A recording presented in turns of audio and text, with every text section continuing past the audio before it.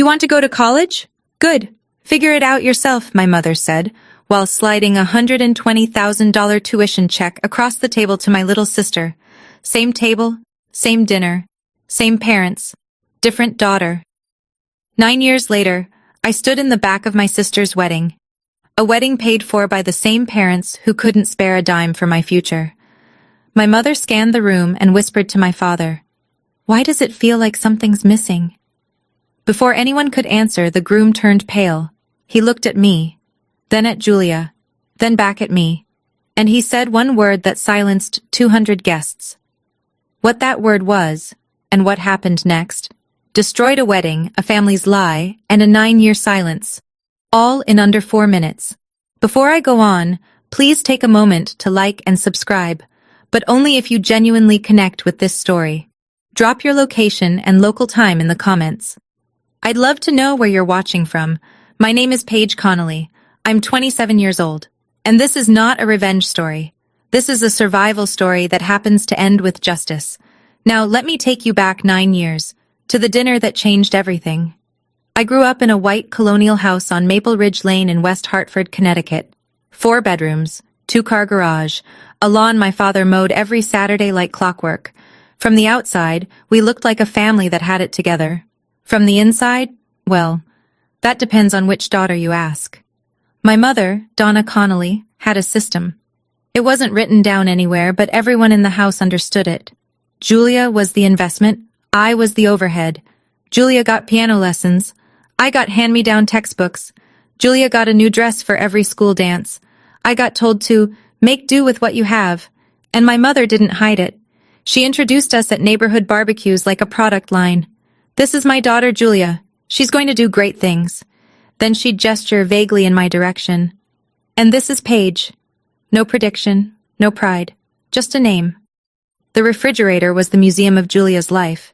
Cheerleading photos, honor society certificates, a dried corsage from homecoming taped to the freezer handle, every inch covered.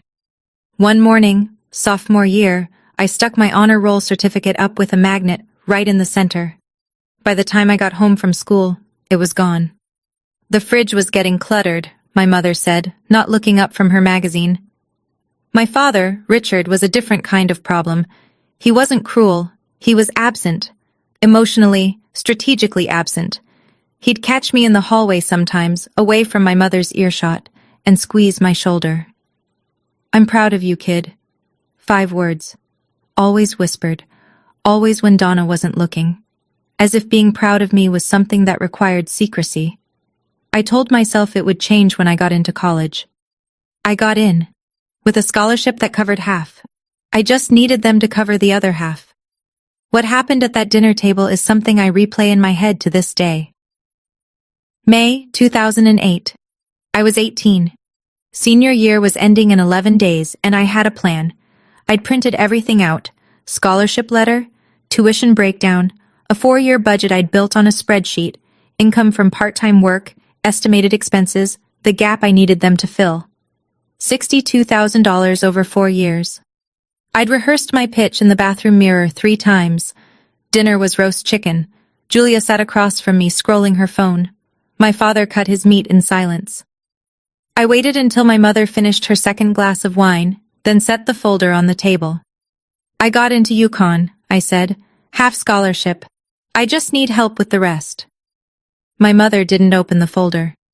"Paige, we've talked about this." "We haven't, actually. Not once." "You need to learn independence." She said it like a diagnosis. "The real world doesn't hand you things." I pointed out the obvious. "You're paying Julia's full tuition at Syracuse. Julia's situation is different." My mother folded her napkin, precise, unhurried.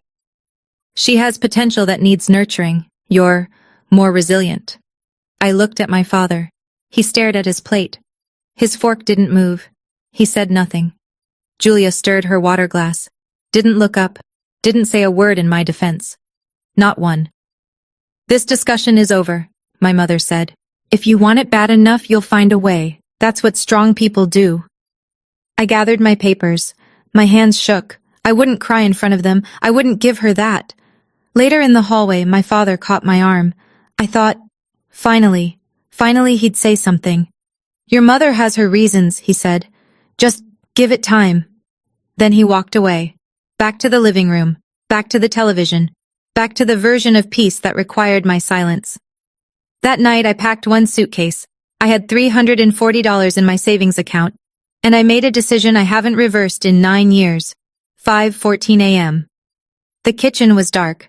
I set my house key on the counter next to the coffee maker, the one my mother ran every morning at 6:15, so she'd find it first.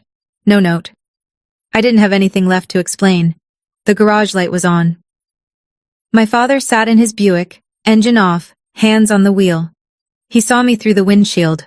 I saw him. He didn't open the door. I didn't knock on the glass. We just looked at each other for 3 seconds that felt like a year. Then I turned and walked to the bus stop on Farmington Avenue. Campus was 90 minutes away. My dorm room had a thin mattress, a metal desk, and a window that didn't close all the way. No sheets, no blankets. I'd forgotten mine. I slept in my jacket that first night. By the end of the week, I had 3 jobs. Dishwasher at Fratelli's, an Italian restaurant off Main Street, overnight cashier at a Sunoco station on Route 44, cleaning crew at the residence halls on weekends. My schedule was a jigsaw puzzle with no picture on the box. 4 hours of sleep here, a 90-minute nap there. I ate whatever Fratelli's was throwing out at closing. 2 weeks in, I called my mother.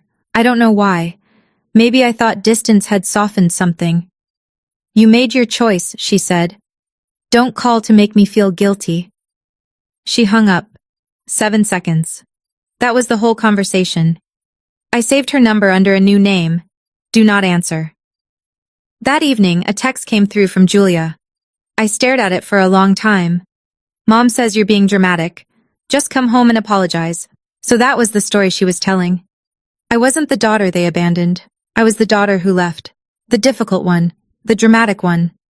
I didn't know it then, but that phone call was the last time I'd speak to my mother for nearly a decade. And when we finally stood face to face again, she wouldn't recognize the person I'd become. Freshman year nearly broke me. I fell asleep in organic chemistry twice. Spilled boiling water on my left hand during a dinner rush at Fratelli's. 2nd-degree burn, 3 fingers. Wrapped it in gauze from the gas station first aid kit and went to my morning lecture 40 minutes later. My GPA hovered at 2.9, dangerously close to losing the scholarship that was keeping me enrolled. Professor Alan Whitfield noticed. He taught my Intro to Health Sciences seminar.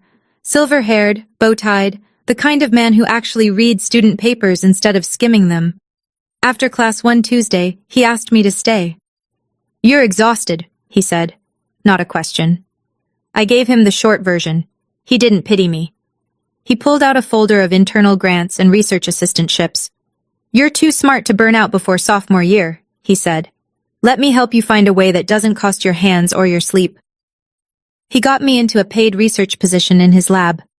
It wasn't much, $400 a month, but it replaced the overnight shifts at Sunoco. Meanwhile, my mother was busy. Thanksgiving came. I wasn't invited, though I learned later that Donna told the entire family I'd been asked and refused. She doesn't want to see us, my mother reportedly said, dabbing her eyes with a napkin. We've tried everything. My Aunt Helen, Donna's younger sister, called me the week after. Your mother is heartbroken, Paige. Why are you doing this to her? I tried to explain. Helen cut me off. Donna would never do that. You always were the difficult one. The line went dead.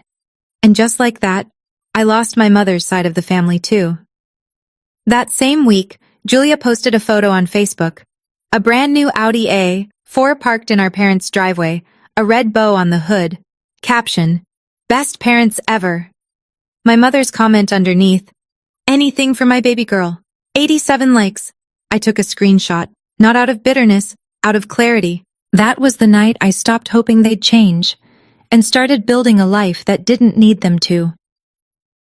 Lena Novak sat next to me in Biology 201 on the first day of sophomore year. She had dark hair pulled back in a rubber band, circles under her eyes deeper than mine, and a thermos of coffee the size of a small fire extinguisher. You look how I feel, she said. Thanks. It's a compliment. It means you're still showing up. Lena was pre-med. Her parents had emigrated from the Czech Republic when she was 6. They ran a dry cleaning shop in Bridgeport and couldn't afford tuition any more than mine could, the difference being hers actually wanted to help. They just couldn't. My parents could. They just chose not to. She became the first person I told the whole story to. All of it. The dinner, the check, the Audi, the Facebook post. I told her on a bench outside the science building at 11 at night, both of us eating gas station sandwiches because neither of us could afford the dining hall. Lena didn't flinch. She didn't offer sympathy. She wiped mustard off her chin and said, "You don't owe them a redemption arc, Paige. You owe yourself a life." I carried those words for years. That semester I started writing a research paper for Dr. Whitfield's lab. 12 pages on data applications and patient record management. Small clinic systems, workflow optimization, interoperability gaps. I wrote most of it between midnight shifts, in the staff break room at Fratelli's, between loads of industrial dishes. It was dry, technical, and deeply unsexy. But it was the first thing I'd ever built that felt completely mine. Dr. Whitfield read the draft in one sitting. "This could be something," he said. "Not just a paper. Something real." That paper, those 12 pages I wrote between midnight shifts, would eventually become the foundation of something I couldn't have imagined. But that part comes later. One night, sorting through junk mail, I found a forwarded email from my father. No subject line, no greeting, just 7 words. "I hope you're eating enough. Dad." He didn't ask where I was, didn't offer help, didn't mention my mother. Just 7 words floating in digital silence. I read it twice. Then I closed my laptop and went back to work. The end of sophomore year almost took me under. Fratelli's closed. The owner retired, the building sold. Just like that, 40% of my income disappeared overnight. I sat on my dorm bed and did the math 3 times, hoping the numbers would change. They didn't. I had enough savings for 6 weeks of rent on my shared room. After that, nothing. I picked up my phone, scrolled to Do Not Answer. My thumb hovered over the green button for 11 seconds. I counted. I put the phone down. Instead, I walked to the campus job board and signed up for 2 more gigs, tutoring freshmen in statistics and freelance data entry for a local insurance office on weekends. My schedule compressed to 3 hours of sleep a night. Some mornings, I couldn't remember driving to campus. Lena started leaving granola bars in my backpack without telling me. Meanwhile, Julia was living her semester abroad in Florence. I know this because her Instagram existed, even though I'd unfollowed her. The algorithm didn't care about my boundaries. A photo surfaced on my feed at 2 in the morning. Julia on a terrace overlooking the Arno. Glass of wine in hand, golden hour light on her face. Caption, "Living my best life. #grateful." My mother had reposted it with her own words. "My daughter, conquering the world." I was sitting in the basement laundry room of my residence hall. The overhead light buzzed. The heat had been out for 3 days. My fingers were cracked from dish soap and cold water. Same parents, same blood, different worlds. Then, a lifeline. Dr. Whitfield called me into his office. Not to warn me, to hand me a letter. I'd been selected for a competitive summer research fellowship, fully funded. Housing, stipend, meals, everything covered for 10 weeks. "You earned this," he said, "not because of your situation, because of your work." That summer program saved my academic career. But more importantly, it introduced me to a network of people in healthcare technology, people who saw what I could build, not what I came from. One of those connections would lead me to a name I wouldn't hear again for years. Not until I was standing in the back of a wedding I was never supposed to attend. I graduated summa cum laude on a Sunday in May. The stadium held 4,000 people. None of them were mine. Lena stood in the bleachers with a handmade sign that said Dr. Connolly, eventually, in crooked purple letters. She screamed my name when I crossed the stage. One person, louder than a whole family would have been. We took a photo outside, just the 2 of us, caps tilted, grinning into Lena's phone. No parents in the background, no bouquet, no dinner reservation afterward. Lena drove us to a diner on Route 9, and we split a plate of cheese fries and called it a celebration. I got a job within a month. Entry-level software analyst at a small health tech firm outside Hartford. 12 employees, cramped office, terrible coffee. But I learned fast, wrote code, fixed systems nobody else wanted to touch, got promoted once, then again. By 24, I was sketching something of my own on napkins and spreadsheets. A platform to manage patient data for small clinics, the ones too small for enterprise software, but too complex for paper records. The idea that had started as 12 pages in Dr. Whitfield's lab had grown teeth. I used my savings and a small SBA loan to get it off the ground. Named it MedBridge Solutions. The first year, I had 2 clients and a folding table for a desk. I incorporated under my married name, well, almost married. I'd been engaged briefly in my mid-20s to a man named David Alcott. The relationship didn't survive the 80-hour weeks, but by the time we split, all my business filings, my professional reputation, and my conference badges read Paige Alcott. I never changed them back. It felt like mine by then. A name I'd earned in boardrooms, not inherited at a dinner table where I wasn't welcome. Then one evening, my phone rang. A Connecticut area code I hadn't seen in 6 years.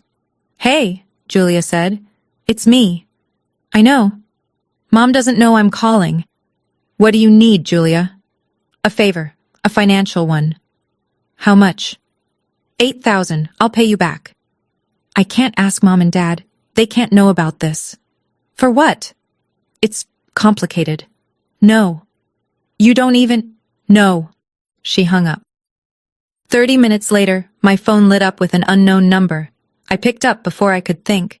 "How dare you refuse your sister?" My mother's voice, colder than I remembered. "After everything this family has done." I pressed the red button, set the phone face down on the counter, and stood there, replaying what Julia had said 30 minutes earlier. Mom doesn't know I'm calling. So either my mother had suddenly developed telepathy, or my sister had lied to me within the first 5 seconds of our first conversation in 6 years. Some things never change. Made myself a cup of tea, and went back to work. I didn't know what the $8,000 was for, not then. But when I found out, years later in the worst possible way, it explained everything Julia had been hiding. Donna didn't take rejection quietly. She never did. Within a week, my phone started ringing. Numbers I hadn't seen in years. Cousins, family friends, people I barely remembered from childhood holiday dinners. All with the same script. "Paige, your mother is devastated." "Paige, how could you turn your back on Julia?" She'd called every one of them. Built a fresh narrative from scratch. Paige has money now. Paige refused to help her own sister. Paige has become cold and selfish since she left. Aunt Helen called. "Your mother is crying every night because of you." "Did she cry when I was working 3 jobs at 18? That was your choice." "Exactly. And this is also my choice. Goodbye, Aunt Helen." Then came the Facebook post. Long, performative, dripping with carefully constructed sorrow. Some children forget where they come from. A mother's heart can only break so many times. She didn't name me. She didn't have to. 142 likes. Julia's comment sat right at the top. "Love you, Mom. I'm here for you. Always." A perfect duet. The devoted daughter and the wounded mother, staged for an audience that only ever heard one side. I saw the post. I didn't react, didn't comment. I blocked both accounts, closed my laptop, and went back to debugging a client integration that was due in the morning. A few days later, Lena called me on her break from the hospital. She was halfway through her residency by then. "Hey, random question. Julia's LinkedIn says she's a senior healthcare administrator, but I looked her up on the state licensing registry last night. Nothing. No license. No record. Maybe she hasn't updated it? Or maybe there's nothing to update." I filed that away. I didn't think about it again. I was too busy building something real to chase someone else's lie. I could have fought back. Could have posted my own version, corrected the record, aired the receipts. But I had a company to build. And the best response to a false narrative isn't a counter-narrative. It's a life they can't edit. 26, 2 years after that phone call, MedBridge Solutions closed its Series A round, $4.2 million in funding, 28 employees, a real office in downtown Boston with actual desks and coffee that didn't taste like engine cleaner. I still drove a Honda Civic with a dent in the rear bumper, still lived in a one-bedroom apartment in Somerville. I didn't build this company to impress anyone, I told Lena when she asked why I hadn't upgraded. I built it because I had no safety net and no other option. That October, I was invited to speak at a healthcare technology conference in Chicago. 200 attendees, mostly hospital administrators and clinic operators. I presented MedBridge's platform, how it cut onboarding time for small practices by 60%, how it integrated with existing EHR systems without the enterprise price tag. Afterward, a man in a gray blazer introduced himself near the coffee station. Tall, confident handshake, direct eye contact. Marcus Webb. I'm CFO of Lakeview Medical Partners, a regional clinic chain. We're expanding. What you showed up there is exactly what we've been looking for. How many locations? I asked. 14, 22 by next year. That's a significant rollout. It is, which is why I want to talk numbers. Can we meet next month? We exchanged business cards. I wrote Marcus Webb, Lakeview Medical, follow-up November, in my meeting notes that night. Just a name. Just a potential deal. As I waited for my flight home at O'Hare, a notification popped on my phone. Julia Connolly has sent you a friend request on Facebook.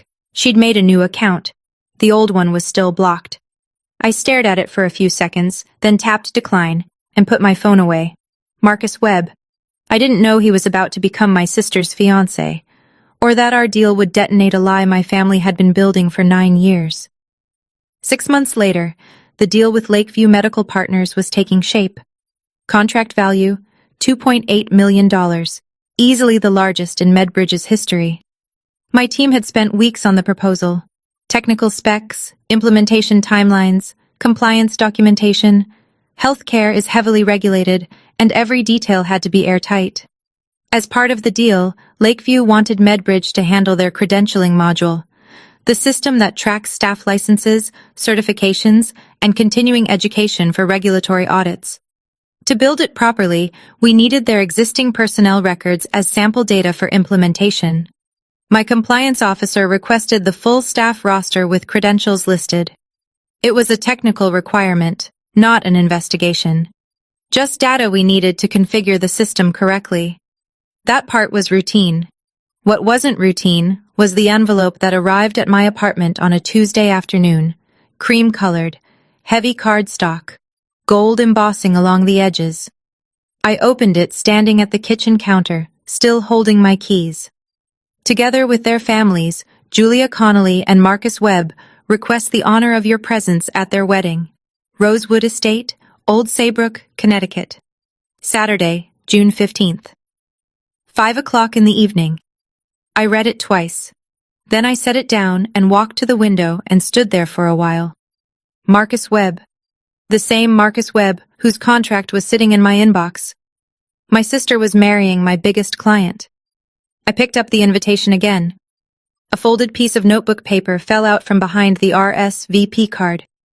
The handwriting was shaky, slanted. Small letters pressed hard into the paper. Please come.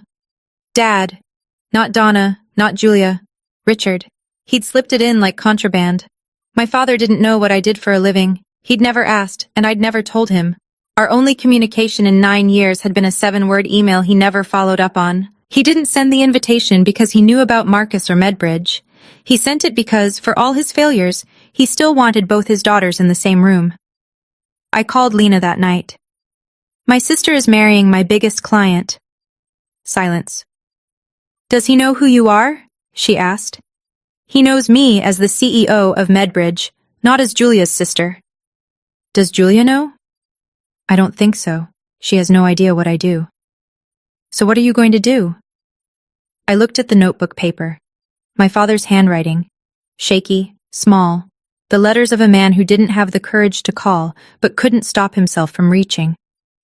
I'm going to go. I should have thrown the invitation away. Every rational part of me said, don't go. But my father's handwriting, on torn notebook paper, tucked behind an RSVP card like he was afraid someone would see, broke something in me I thought I'd sealed shut.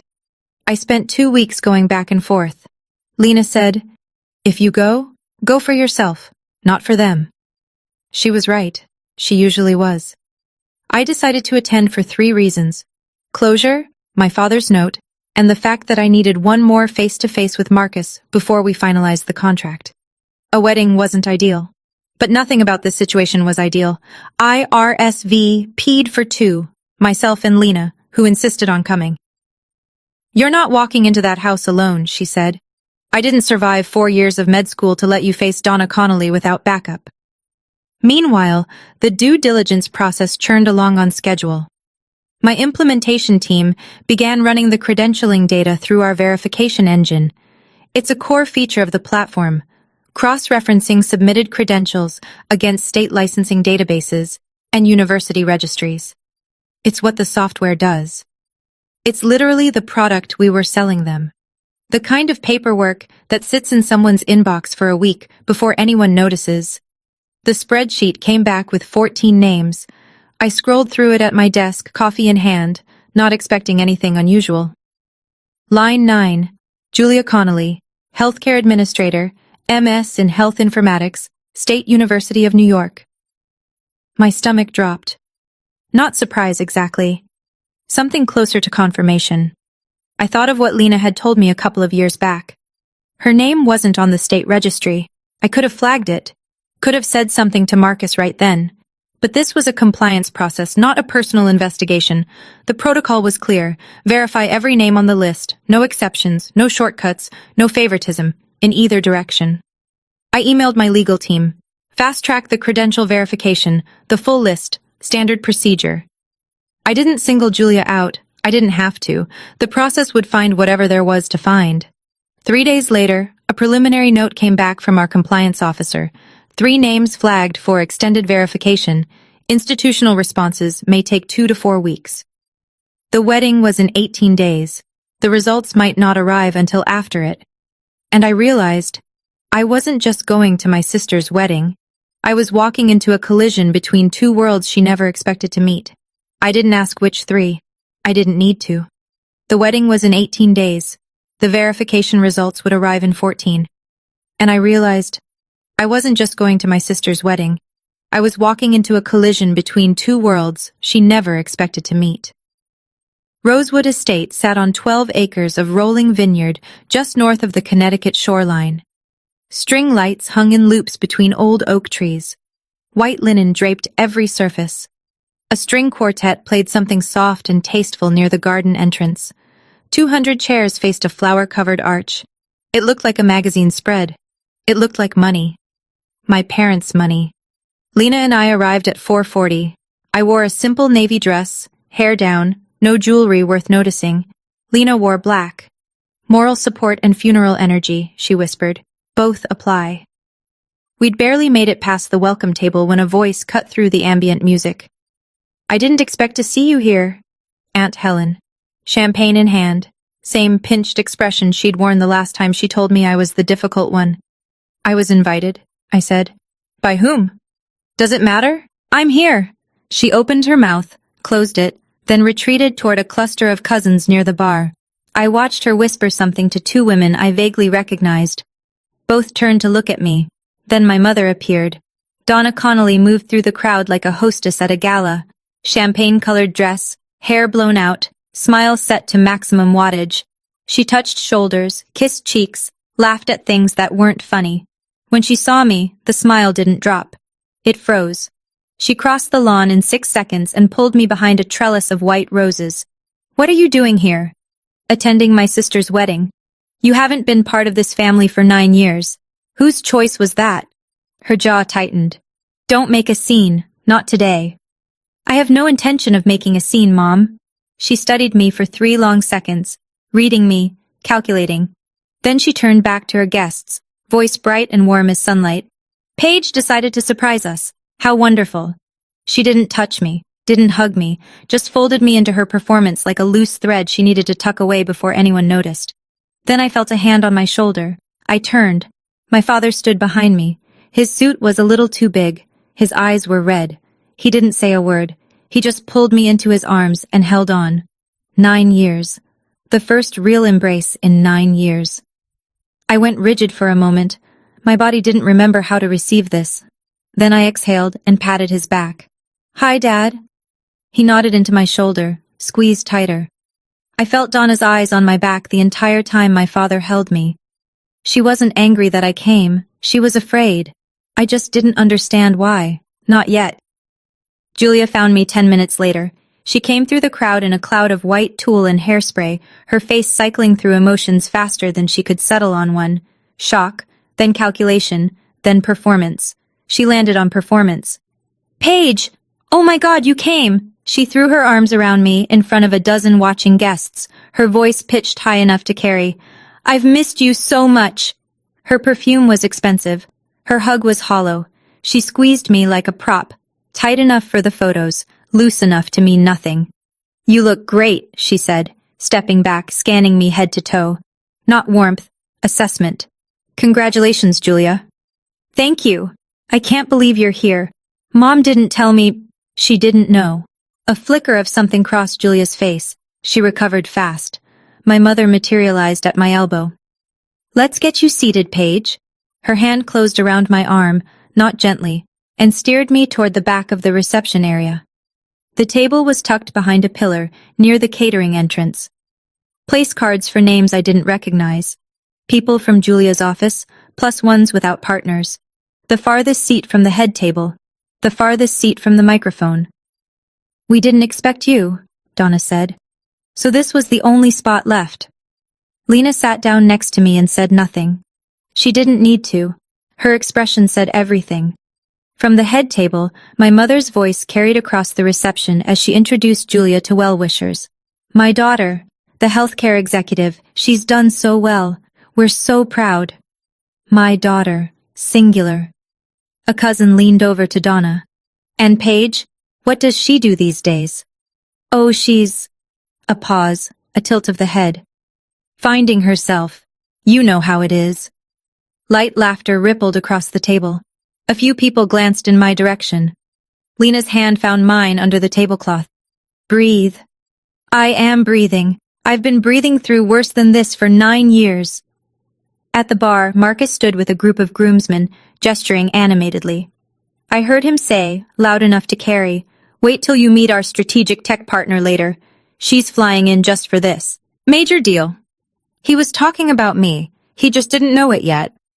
The speeches began after the main course. Marcus's best man went first, charming, forgettable. Then Julia's maid of honor, a sorority sister who cried on cue. Polite applause, glasses raised. The rhythm of a wedding doing what weddings do. Then my mother stood up. Donna Connolly took the microphone like she'd been born holding one. She smiled at the crowd, dabbed her eyes before she'd even said a word. The performance was immaculate. "I want to talk about raising a daughter," she began. My fingers tightened around my water glass. She talked about sacrifice, about late nights and early mornings, about pouring everything into Julia's future. She talked about Julia's incredible academic career, her dedication, her independence. "I raised my daughter to be independent," Donna said, "to chase her dreams, to never settle. Today she's marrying a man worthy of everything she's built. Independent." The word hit me like a slap, the same word she'd used to deny me everything. She continued, "Julia is proof that when a family invests in their children, beautiful things happen." 200 people applauded. I didn't move. Lena's hand pressed harder against mine. Then Donna's gaze drifted across the room and landed on me. A pause, practiced, deliberate. "And of course, we love all our children." She said it the way you'd add a footnote, an afterthought stapled to the bottom of a finished page. A few heads turned toward me. I kept my face still. Donna wrapped up with a grand sweep. "Why does it feel like something's missing today?" "Oh, I think it's because our family is finally complete again." Applause. My mother returned to her seat, glowing. My father appeared at my table moments later. His hand found my shoulder. "She didn't mean it like that." "She meant exactly that, Dad. She always does." He opened his mouth. Nothing came. He patted my shoulder once and walked back to the head table. I wasn't going to say anything. I wasn't going to cause a scene. I was going to sit at my back of the room table, finish my water, and leave. That was the plan. That was always the plan. But then Marcus walked toward my table with a man I recognized, and the plan stopped mattering. Greg Harmon saw me first. He was Marcus's business partner. I'd met him once on a video call during contract negotiations. Stocky, red-faced, a voice that carried. He stopped mid-stride 3 feet from my table. Paige? Paige Connolly? Medbridge? Marcus turned, looked at me, then looked again. Wait. His face rearranged itself in real time. You're Paige Connolly? The Paige Connolly? I stood. Hi, Marcus. But, Alcott? That's not... He looked at the invitation in his memory. Connolly. Wait, your real name is Connolly? Paige Connolly, Julia's older sister. I go by Alcott professionally, have for years. The air between us changed. I watched Marcus do the math.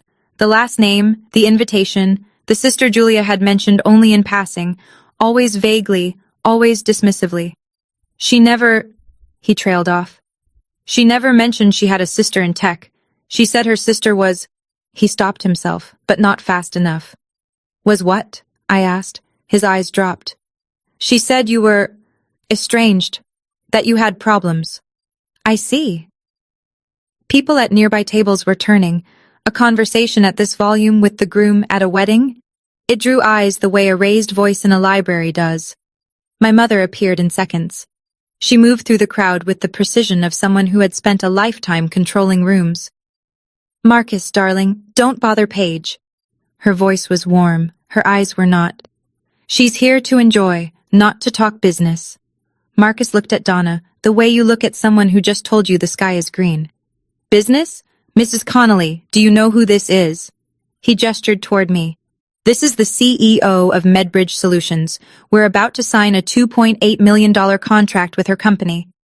Donna's face did something I'd never seen before. For 1 second, maybe less, the mask slipped. Her mouth opened. Her eyes went wide. Something behind them recalculated. Then the smile returned, thinner, tighter. Well, isn't that lovely? Across the reception, Julia was watching. She'd been mid-conversation with a bridesmaid, but her body had turned toward us, her glass frozen halfway to her lips. She set it down on the nearest table and started walking over. For the first time in my life, I saw fear in my sister's eyes. Not of me, of being found out. Marcus didn't wait for Julia to reach us. He was already moving toward the stage, microphone in hand, running on the adrenaline of a man who'd just stumbled into what he thought was the greatest coincidence of the evening.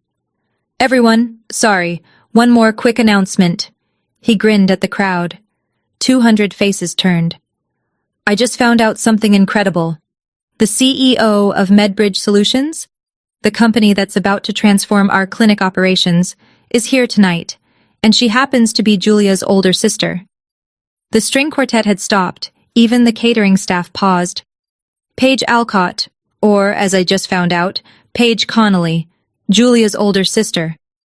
Marcus pointed toward my table. Built her company from the ground up. No family connections, no investors initially. She coded the first prototype herself while working 2 jobs, Forbes 30 Under 30 finalist, and she's been sitting at the back table this whole time. Silence first, then applause, scattered at the start, then louder, then sustained. People craned their necks, a few stood. I stayed on my feet, nodded once. Thank you, Marcus. This is Julia's day. Let's keep the focus on the bride and groom.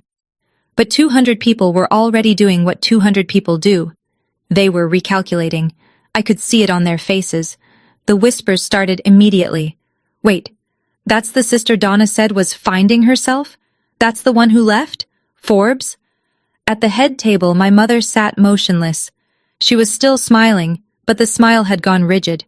The kind of expression muscles hold when the brain behind them has stopped sending instructions. Julia stood frozen near the dessert table. Her bouquet dangled from one hand. And Aunt Helen, my mother's most loyal messenger, the woman who'd called me difficult twice in a decade, walked up to me with her face flushed pink. Why didn't you tell us? I did, Aunt Helen. I kept my voice level. 6 years ago, you said I was the difficult one. She had no answer for that. She stood there with her mouth half open, then turned and walked away. The status reveal was just the appetizer. The main course was still coming, and it had nothing to do with me. Julia reached Marcus before I did. I couldn't hear the words from where I stood, but I could read the body language. Julia's hands moved fast, explaining, deflecting, reshaping. Marcus's arms were crossed. His jaw was set. He shook his head once, slowly, the way a man does when he's hearing something that doesn't add up. Donna intercepted me on the way to the bar. You planned this, didn't you? Planned what? Being successful? I looked at her. No, Mom, that was your idea, remember? Be independent. You came here to humiliate your sister. I came because Dad asked me to. Everything else, you built yourself. She stepped closer. Her voice dropped to a hiss. You always had to make everything about you. This is the first time in 9 years I've been in the same room as you. I didn't make a speech. I didn't ask for the microphone.